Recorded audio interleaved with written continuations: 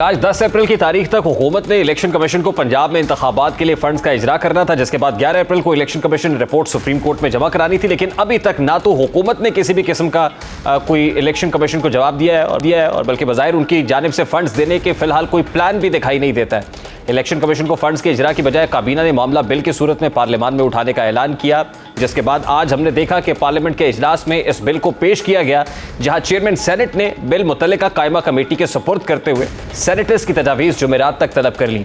दूसरी जानिब आज असम्बली में एक और अहम करारदाद मंजूर की गई।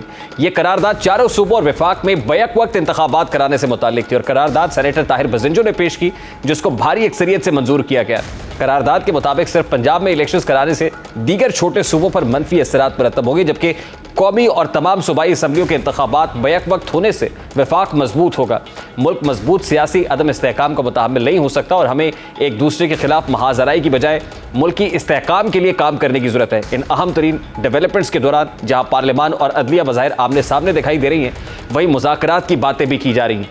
अदलिया की जानिब से तो बहुत पहले मुज़ाकरात की बातें की जाती रही, लेकिन अब सियासतदान भी मुज़ाकरात की बात कर रहे हैं। तहरीक इंसाफ की जानिब से असद कैसर, असद उमर, खुद इमरान खान कई बार मुज़ाकरात की बात कर चुके, लेकिन आज पार्लियामान के फ्लोर पर खड़े होकर खुद साबिक सदर आसिफ अली जरदारी ने वज़ीर आज़म से मुज़ाकरात की दरख्वास्त करते हुए कहा कि डायलॉग की अथॉरिटी वज़ीर आज़म के पास है, लेकिन शहबाज शरीफ से दरख्वास्त करूंगा कि ऑपोजिशन से मुज़ाकरात करें और मुज़ाकरात में आने से पहले शराइत ना रखी जाए। मिशन को भी मुज़ाकरात के लिए शहबाज शरीफ के पास आना होगा क्योंकि वज़ीर आज़म है। We can request the Prime Minister for a dialogue with the opposition, with anybody he wants to, but they have to come to him. He is the Prime Minister.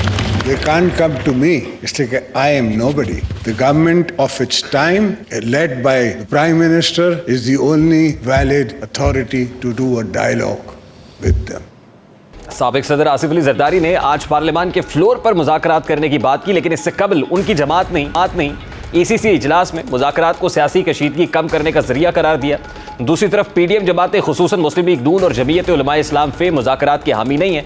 कुछ रोज़ कबल मौलाना फजलुर रहमान वाज़ेह तौर पर तहरीक इंसाफ से मुज़ाकरात समेत किसी भी किस्म की बात करने से इनकार कर चुके। एक तरफ आसिफ अली जरदारी का एटीट्यूड है, वो क्या कह रहे हैं, दूसरी तरफ मौलाना फजलुर रहमान कुछ रोज़ पहले मुज़ाकरात से मुताल्लिक क्या कह चुके हैं, ज़रा वो भी आपके सामने रखता है। हम इमरान खान के साथ इलेक्शन की तारीख के तयन के हवाले से किसी किस्म के मुज़ाकरात का हिस्सा नहीं बनेंगे और नहीं हम ऐसे मुजरिमों के साथ डायलॉग करना चाहेंगे। तो कामरान साहब, आज प्रैक्टिस एंड प्रोसीजर बिल 2023 भी सेनेट से मुतफ़िका तौर पर मंजूर कर लिया गया है। आप क्या देख रहे हैं, इसके बाद रिव्यू में जाएंगे, सुप्रीम कोर्ट ऑफ पाकिस्तान के फैसले को रिव्यू में जाएंगे आप? नहीं, इसके बाद तो अपील का राइट नहीं, रिव्यू तो पहले भी रिव्यू का राइट अवेलेबल था। अब जो है ना वो स्कोप उसका वाइड कर दिया। रिव्यू का मसला ये था कि रिव्यू वही जजेस सुनते थे और स्कोप भी उसका नैरो होता था। अपील का जो स्कोप है वो वाइड होता है और दूसरे जजेस सुनते हैं। होता ये था कि वही जजेस फिर रिव्यू में जो है ना वो आपके लिए कोई रूम नहीं होता था, आपके लिए कोई रास्ता नहीं होता था कि जिसमें कोई दूसरा व्यू पॉसिबल होता है। वो कहते ये आर्गूमेंट आपके तो आ गए थे, पहले भी आ गए थे और पहले आ गए थे और हमने इसको जो है डिस्कार्ड कर दिया था, तो अब उसके बाद कोई नई बात है, 2-4 वाली बात जहाँ पे 2-5 लिखती हम, तो रिव्यू का स्कोप इतना ही था।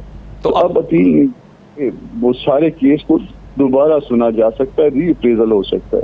तो अपील के लिए कब सुप्रीम कोर्ट ऑफ पाकिस्तान का दरवाजा खटखटा रहे हैं आप? यकीनन जब ये कानून बन जाएगा, आज के बाद 10 दिन और हैं, सदर साहब इसको रोक के रख सकते हैं, साइन कर दें तो पहले कानून बन जाएगा, नहीं साइन करें तो वापस नहीं कर सकते। तो 10 दिन और समझ लीजिए, ये 10 और 10 20 अप्रैल को ये कानून बन जाएगा। मैं इसलिए पूछ रहा हूँ क्योंकि हुकूमत पर तौहीन अदालत की तलवार भी लटक रही है। तौहीन अदालत लगने से पहले अपील फाइल हो जाएगी, क्योंकि कल इलेक्शन कमीशन ने फंड्स का मामला भी सुप्रीम कोर्ट ऑफ पाकिस्तान के सामने रखना है कि हुकूमत फंड्स नहीं दे रही, फिर सिक्योरिटी का मामला भी है, तो तौहीन अदालत लगने के चांसेस भी अपनी जगह पर है। देखिए, हुकूमत बेचारी तो मासूम है इन द सेंस कह रहा हूँ कि एक तरफ सुप्रीम कोर्ट का प्रेशर या इस एक बेंच का प्रेशर और दूसरी तरफ जो ना वो दोनों हाउसेस का प्रेशर, और उसमें जो ना वो करारदादें उनकी आ गई हैं कि उनका कोई बाइंडिंग इफेक्ट नहीं है, मगर जो ना जमहूर के लिए उसका आप उसको बाइंडिंग इफेक्ट ही समझिए कि राय को ईवान की राय को जो है वो नजरअंदाज नहीं कर सकते। इसलिए उन्होंने इसको मनी बिल की सूरत में लाना ऑप्ट किया उसका, और वो चला गया उसके पास फाइनेंस कमेटी के पास। फाइनेंस कमेटी से होके आता है, तो उसके बाद जो कुछ भी असेंबली में होगा या सेनेट में होगा उसके मुताबिक जो है ना वो हुकूमत अमल करने की पाबंद है, वो हमारी पाबंद है, शायद ज्यादा सुप्रीम कोर्ट की उससे कम। ठीक, बहुत शुक्रिया कामरान मुर्तज़ा साहब, आपके साबिक सदर supreme court bar association senator Kamran Murtaza साहब हमारे साथ मौजूद थे। 10 रोज़ बाद इसको एक बाकायदा कानून की शक्ल मिल जाएगी, supreme court practice and procedure bill को, उसके बाद राइट टू अपील हुकूमत के पास मौजूद होगा कि हुकूमत इस पर अपील में जा सकती है और एक नया बेंच कॉन्स्टिट्यूट हो सकता है कि जो हुकूमत का एक लॉन्ग ड्यू मुतालबा भी है कि इस पर लार्जर बेंच बनाया जाए या फुल कोर्ट बनाया जाए, फुल कोर्ट -2। अब देखना यह है कि जब हुकूमत अगर अपील में जाती है तो क्या इस पर को फुल कोर्ट बनता है या उससे पहले जो एग्रीव्ड पार्टी है पाकिस्तान तहरीक इंसाफ, वो इलेक्शन कमीशन के सुप्रीम कोर्ट ऑफ पाकिस्तान में मौक़िफ़ के बाद खुद एक पटिशन लेकर सुप्रीम कोर्ट में चली जाती है।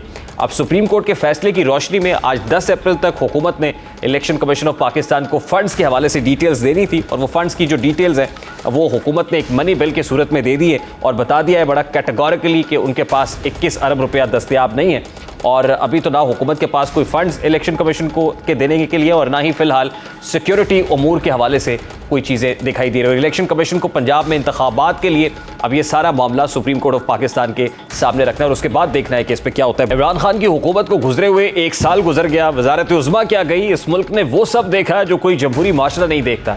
साइफर को लेकर जो तमाशा लगाया गया उससे बैनुल-अक़वामी सतह पर पाकिस्तान की खारजा पॉलिसी बदनाम हुई, दुनिया का एतमाद उठा और अंदरूनी तौर पर जलाओ घेराव की सियासत को हवा मिली। वो साजिश का बयानिया जो एक ख़त लहराने से शुरू हुआ फिर अमरीका मुखालिफ नारों पर जा पहुंचा, डोनाल्ड लू से होता हुआ आसिफ जरदारी, शहबाज शरीफ, जनरल बाजवा, फिर मोहसिन नकवी से होते हुए एक बार फिर जनरल बाजवा तक पहुंचा और अब पिछले 48 घंटों में वो साजिश हुसैन हक्कानी के इर्द गिर्द घूम रही है। बयानिया हुकूमत गिराने से शुरू हुआ और हुकूमत बचाई क्यों नहीं तक आ पहुंचा। आज 1 साल बाद पीटीआई खुद कहती है कि साजिश पीछे रह गई है, यानी मुल्क को जो नुकसान हुआ वो कुछ भी नहीं। मुल्क को खारजा पॉलिसी पर और सियासी इस्तेहकाम के हवाले से तो जो नुकसान हुआ वो अपनी जगह, लेकिन सबसे ज़्यादा नुकसान माशी एतबार से हुआ है। IMF ने दोस्त ममालिक और दोस्त ममालिक ने IMF की ज़मानतें मांगना शुरू कर दी। डॉलर परवाज करता रहा, इतना सियासी इंतशार फैला कि IMF डील नहीं हो सकी। मुल्क की सियासी अखलाकियात पस्त हो गई और सियासत दुश्मनी में तब्दील हो गई। इदारों को मुतनाज़ बनाया गया, हसास इदारों के अफसरान के नाम सरेआम लेना शुरू कर दिया गया, दुश्मन का बयानिया उससे जीतना शुरू हो गया, इदारों और अफराद के दरमियान नफरत अंगेज़ी की फ़ज़ा फैलाई जाने लगी और आज भी ये काम तसलसल से किया जा रहा है। अदालती बहरान ने सर उठा लिया, जजेस के फैसलों से मायूसी की फ़ज़ा फैली। अगर यही मुदाखलत इस्टाब्लिशमेंट करती तो इस्टाब्लिशमेंट का भी अदलिया वाला हाल होता। अफवाज ने दूरअंदेशी पर मबनी फैसला किया और ख़ुद को सियासत से अलहदा किया। कोई भी इदारा आज अपनी साख्त मुतासर करके सियासी मकसद हासिल नहीं कर सकता। हल सिर्फ यही है कि सियासी जमातें खुद अपने फैसले करें और सियासी इत्तफाक़ राय पैदा करें। प्रोग्राम का वक्त अपने इंतजाम को पहुँचे, आपसे मुलाकात होगी इंशाअल्लाह कल। अपना रखिए ख्याल, अल्लाह हाफ़िज़।